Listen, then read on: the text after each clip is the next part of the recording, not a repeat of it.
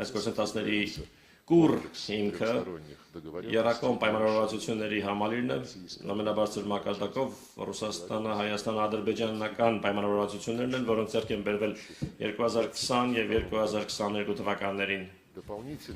Լրացուցիչ մենք տեսնում ենք ոչ փոքր ներուժ կա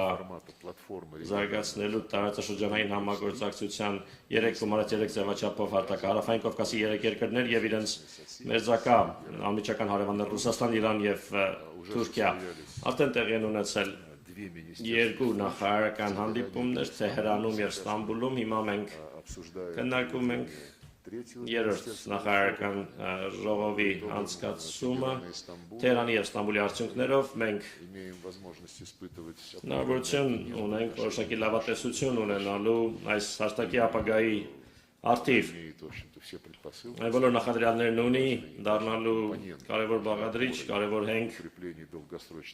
ամրապնդելու համար երկարաժամկետ խաղաղությունը և անվտանգությունը տարածաշրջանում ի նպաստ փոխշահավետ արդյունաբերական համագործակցության, տրանսպորտի ոլորտում համագործակցության և իհարկե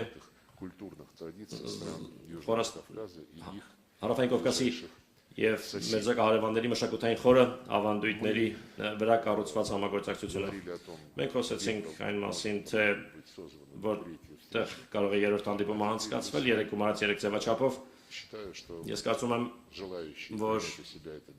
այդ միջոցառումը հյուրընկալել ցանկացողները Հայաստանի Հանրապետությունը, Ադրբեջանի Հանրապետությունը կարող են իրար հետ լիարժեք պայմանավորվել, մենք պատրաստ ենք դրան աջակցել